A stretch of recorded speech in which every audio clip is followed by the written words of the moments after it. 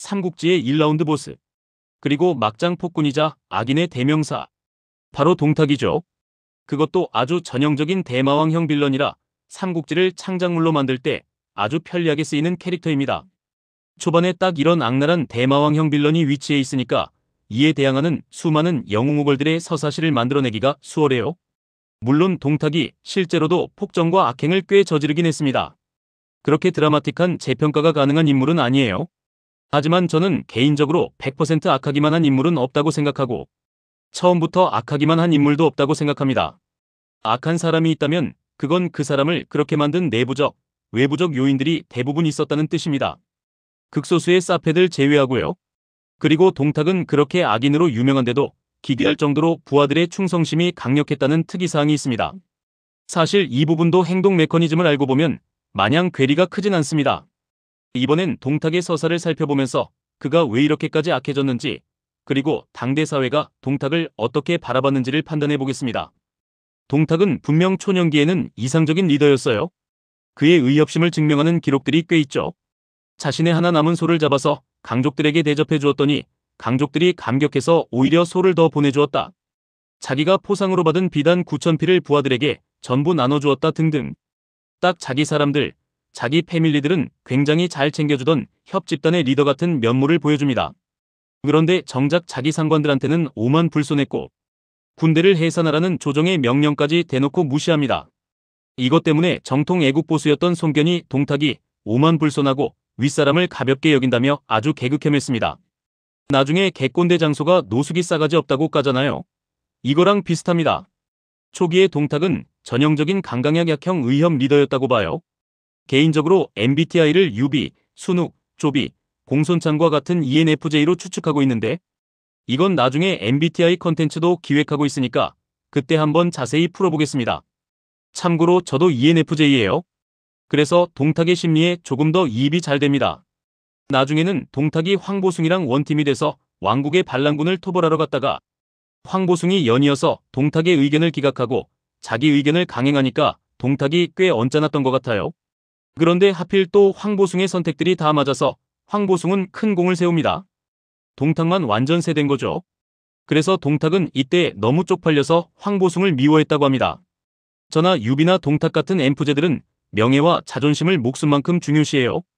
그래서 이런 쪽팔린 상황을 잘 못 견딥니다. 주안도 비슷하죠. 자기 부하들한테는 한없이 다정했지만 자기 상관들한테는 막장스러웠다는 게, 여하튼 동탁이 자꾸 상관을 무시하고 갈등을 빚으니까 조정에서도 동탁을 두려워했다고 합니다. 그래서 동탁을 소부로 삼아서 동탁의 군사력을 무력화시키려고 했죠. 소부면 군권이 없는 중앙관료입니다. 하지만 동탁은 이 명령에 불복하죠. 그 이유가 부하들이 자기를 너무 좋아한다는 자뻑이었고요. 그럼 병력만이라도 황보숭한테 맡기라고 하니까 이조차도 거부했죠. 그냥 동탁은 상관이건 조정이건 자신의 위에서 내려오는 오더들이면 그냥 다 씹고 다닌 문제아였다고 봐야 합니다. 이것도 참 유비나 주안이랑 닮았어요. 남 밑에 있기 싫어한다는 게 말이죠. 이렇듯 동탁은 인간군상 자체가 상급자들에게는 증오를, 하급자들에게는 사랑을 받는 유형입니다. 다소 극단적인 강강약약이죠. 그 후 동탁은 십상시의 난을 틈타 낙양에 입성하고 하진의 군대를 자신에게 귀속시킨 뒤 황궁을 수기하는 집금호 정원의 병력과 여포까지 손에 넣으며 정권을 장악합니다. 이때부터 동탁은 전사 집단의 리더에서 체계적인 행정 시스템이 갖춰진 정권을 이끄는 지도자로 포지션 변경을 하게 된 거죠. 하지만 전사 집단의 리더일 땐 상당히 성공적인 리더십을 발휘했던 동탁은 포지션 변경 이후 극악한 대실패를 거듭하게 됩니다. 그리고 이 대실패들을 극복하지 못하고 결국 패망하게 되죠. 저는 그 원인을 네 가지로 보고 있어요. 첫 번째는 당대의 유가적 윤리관을 정면으로 반하는 정권기조. 두 번째는 메리토크라시의 함정에 완벽하게 걸려들면서 발생한 대륙포위망. 세 번째는 순수 통치행정 능력 자체의 결여와 이로 인해 변명의 여지가 없어진 상황. 그리고 네 번째는 태어나서 한 번도 겪어보지 못했던 풍파와 실패에 대한 면역이 없었던 탓에 이를 끝내 극복하지 못하고 망가질 수밖에 없었던 그릇 자체의 한계입니다. 동탁은 소재를 폐위하고 하태후와 함께 시해해버린 것은 물론 양성에서 아무 이유 없이 백성들을 그저 꼴보기 싫다는 이유만으로 학살한 뒤 도적대를 소탕했다며 구라를 치지를 않나.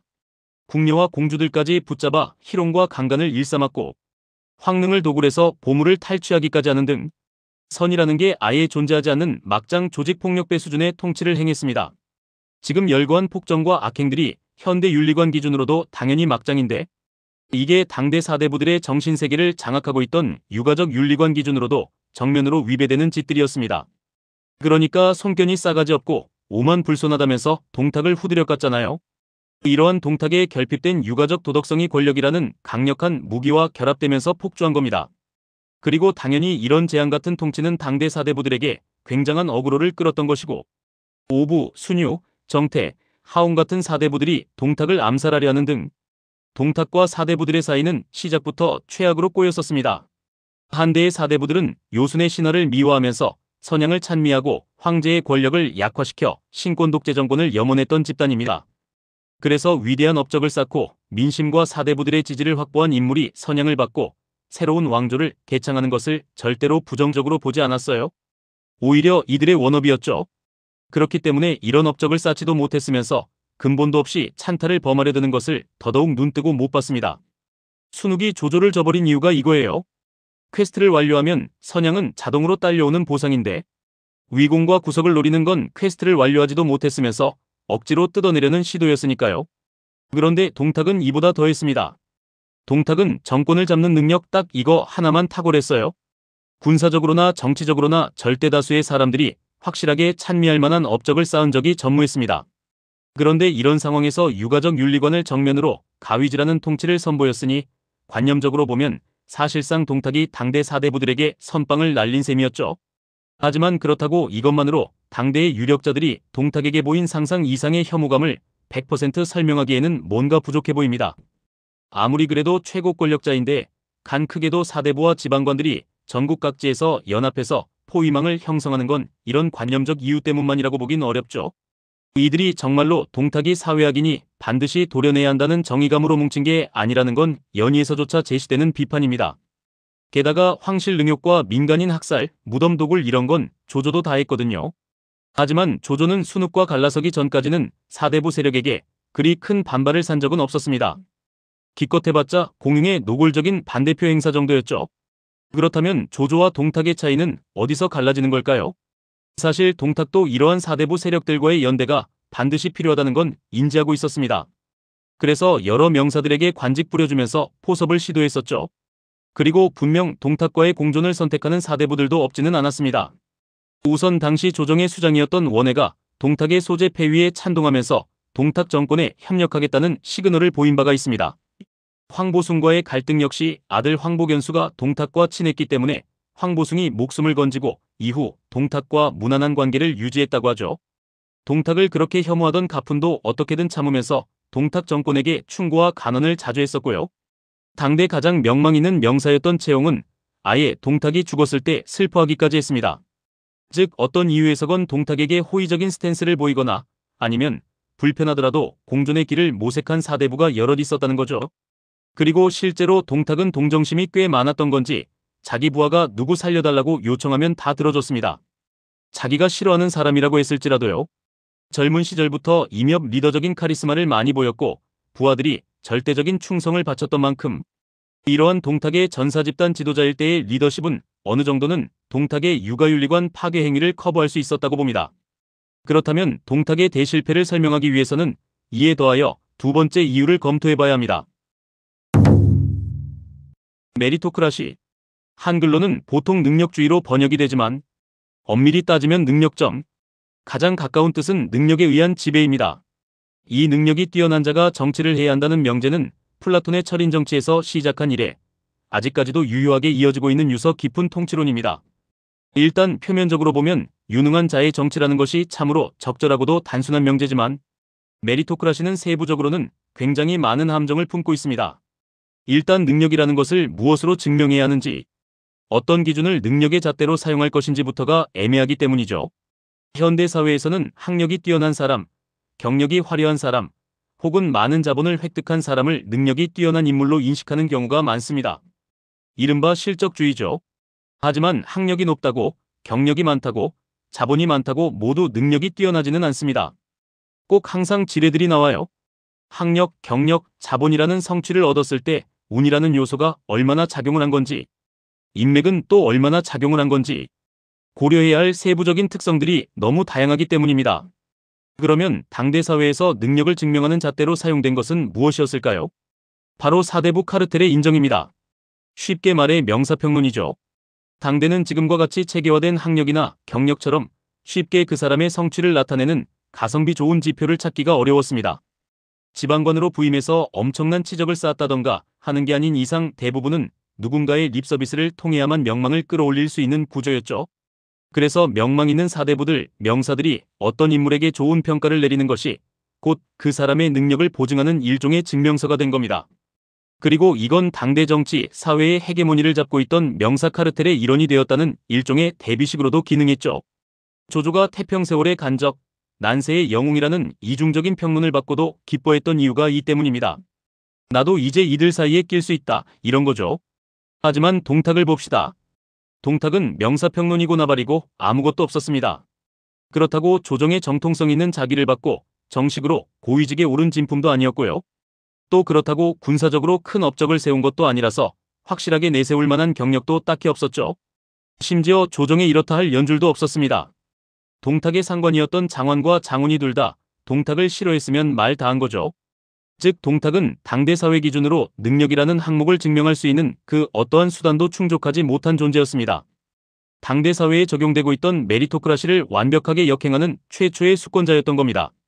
그래서 당대 사대부들이 동탁에게 보인 어마어마한 혐오감은 단순히 동탁의 육아윤리관 파괴뿐만 아니라 이런 사회과학적 관점에서의 결핍이 큰 비중을 차지했다고 봅니다. 현대사회로 치면 대학도 못 나오고 그렇다고 어디 연줄도 없는 조폭 집단 내지 용역업체 사장이 정계에 입문한 것과 비슷하달까요? 당대 사회의 헤게모니를 잡고 있던 엘리트 집단들이 무시를 안 할 수가 있을까요? 거기다 정통성이 결여된 방법으로 정권을 먹어버렸으면 무시는 고사하고 혐오를 안 할 도리가 있을까요? 동탁은 너무나도 완벽하게 이 메리토크라시의 함정에 걸려버리면서 자신의 전사 집단 리더십과 특유의 부하 우대에 개인적으로 매료된 일부 인원들을 제외한 모든 이들에게 극단적인 혐오를 받게 됩니다. 이것이 악행의 수준은 비슷했음에도 사대부들의 지지를 받을 수 있었던 조조와 그러지 못했던 동탁의 가장 결정적인 차이입니다. 조조는 명사평론을 확보하고 영천 카르텔을 수족으로 포섭함으로써 메리토크라시의 함정을 완벽하게 상쇄했기 때문입니다. 그리고 안 그래도 이 함정에 걸려 있었는데 동탁은 기어코 이걸 셀프로 증명해버리고 맙니다. 사실 메리토크라시의 함정에 걸린 인물이라 할지라도 개인의 역량으로 이를 극복하고 결과로 증명하면 문제될 게 없습니다. 대표적인 게 한신이죠. 아무 증명서도 없었고 아무 커리어도 없었고 심지어 표모걸식과 과하지옥으로 유명한 병신으로 정평이 나 있었는데 개인 능력으로 증명해버렸잖아요. 하지만 동탁은 안타깝게도 이 메리토크라시의 함정을 진실로 만들어버립니다. 그 유명한 화폐개혁 대실패와 이로 인한 초인플레이션 때문이었죠. 저는 이 부분에서 메리토크라시에 이어 테크노크라시라는 개념을 접목시켜보고 싶습니다. 미국의 철학자 마이클 샌델은 저서 공정하다는 착각에서 메리토크라시와 테크노크라시를 하나로 묶어서 설명했습니다. 테크노크라시는 기술을 뜻하는 테크노와 지배를 뜻하는 크라시, 즉 기술을 지닌 전문가에 의한 지배라는 뜻입니다. 능력 있는 자에 의한 지배인 메리토크라시랑은 서로 시너지가 아주 잘 맞는 체제예요. 제가 개인적으로 좀 극단적인 공동체주의자라 샌델을 상당히 좋아하는데 샌델은 두 체제가 서로를 끝없이 강화하고 고착화시키기 때문에 이 두 체제를 지휘하는 엘리트 집단들이 점차 일반 대중들과 괴리가 생긴다고 설명했습니다. 두 체제를 지휘하는 엘리트 집단들이 자신들만의 담론을 만들어 놓고 이게 사심이 없는 가치 중립적인 공공선이라고 포장을 하니까 대중들은 그 엘리트 집단의 능력과 기술적 전문성이라는 이름으로 증명되는 그들의 권위를 거역하지 못하는 거죠. 그리고 이 공공선은 대개 GDP로 환산할 수 있는 것으로 귀결됩니다. 즉 경제력과 자본력을 상향시키는 것이 엘리트 집단들이 항상 정립해놓은 공공선이라는 거죠. 그리고 엘리트 집단들은 이렇게 공공선을 경제력이라는 가치 중립적 개념으로 정의하기 때문에 도덕성이나 사회규범적 가치에 대한 담론은 다루지 않습니다. 그래서 샌델은 엘리트 집단의 가치 중립성 추구가 도리어 대중들이 담론을 형성할 수 있는 기회를 원천봉쇄한다고 지적했고 이것이 곧 민주주의의 멸망으로 이어진다고 비판했습니다. 대중들 입장에서도 일단은 가치 중립적인 명제니까 반대하기가 어려운 거죠. 거기다 능력과 기술적 전문성으로 권위라는 방패까지 착용하고 있고요. 물론 이것은 현대 미국 정치 철학에서 나온 담론이기 때문에 이걸 고대 중국 정치에 온전히 대입할 수는 없겠죠. 이때는 민주주의 체제도 아니었고요. 하지만 동탁의 사례는 샌들이 설명한 담론과 상당히 유사한 부분이 있어서 이 민주주의의 멸망에 대한 경고를 제외하면 대입이 어느 정도 가능할 것 같습니다. 물론 당대 사회에 테크노크라시가 성립이 되긴 했는지부터가 논쟁의 대상이 되겠지만 적어도 경제 측면에서의 기술적 전문성은 충분히 유효하게 인식되고 있었으니까요. 동탁은 능력을 증명하는 그 어떠한 증명서도 갖추지 못한 당대 사회의 메리토크라시를 정면으로 역행하는 수권자였는데 화폐 개혁에 대실패하여 기술적 전문성까지 영에 수렴한다는 실태를 스스로 증명해버린 겁니다. 이러면 인플레이션 때문에 실제로 대중들의 생활까지 피폐해지는 데다 사회체제의 헤게모니를 쥐고 있는 명사, 사대부 등의 엘리트 집단들이 포장해놓은 공공선이라는 가치를 완벽하게 파괴한 셈이 되잖아요. 고대에도 이미 맹자가 왕도 정치의 실현보다도 백성들의 먹고 사는 문제가 최우선적으로 해결되어야 한다고 했을 정도로 경제력이라는 개념을 굉장히 무겁게 인식하고 있었습니다. 심지어 현대사회보다 엘리트 계층과 대중계층의 괴리가 더 컸던 것은 물론이고 대중들 사이에서 학술적 담론이 형성되는 것이 불가능에 가까웠던 정근대 사회라면 동탁이 공공선을 파괴해버리는 현실을 목도한 엘리트 계층과 대중계층의 단일화가 일어날 수밖에 없었던 것이라고 봅니다. 그래서 동탁은 엘리트와 대중이 공통적으로 혐오하는 극악의 대명사로 영원한 이름을 얻게 된 것이죠. 사실 정권을 잡은 수권자가 이 정도로 궁지에 몰리면 진짜 어지간해서는 극복이 불가능합니다. 강유도 정치적으로 체크메이트에 걸리니까 전부 직무유기한 뒤 상비군 50% 끌고 답중으로 가출하지 않았습니까?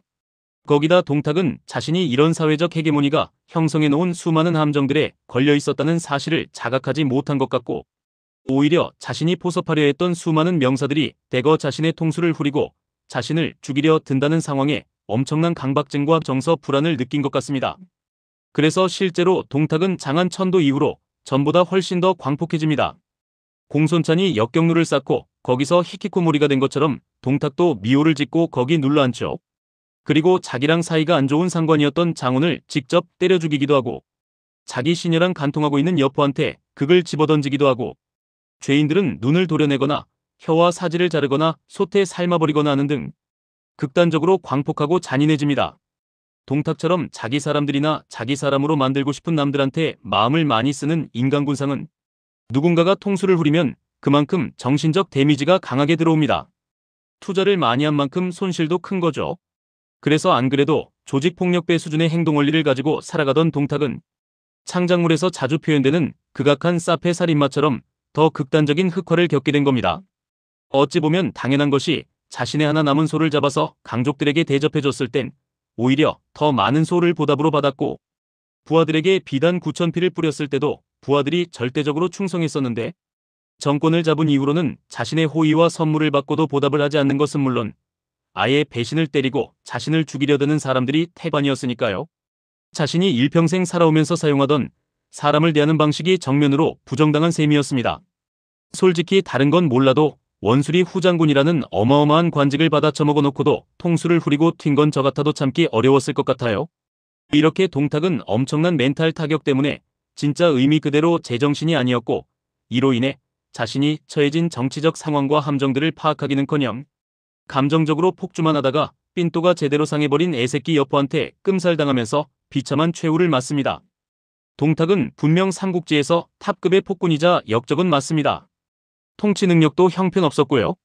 자신이 처한 상황을 합리적으로 분석할 만한 정신력도 없었습니다. 끝까지 조직폭력배 수준의 행동원리를 벗어나지 못한 것도 맞습니다. 하지만 동탁이 이렇게까지 악인이 될 수밖에 없었던 것은 분명 그럴 수밖에 없었던 내재적 요인과 외재적 요인이 있었다는 것을 조명해보는 영상이었습니다.